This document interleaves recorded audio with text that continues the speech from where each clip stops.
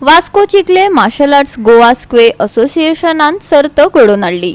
South India Sqay orientation camp आणि championship 2023 Sqay सर्तीत गोयची टीम जैतिवंत झाली। ही सर्त 28 आणि 29 तारखेक जाल्ली, तर 30 तारखेक भुरग्यांक इनामां वाटपाची कार्यावळ जाली।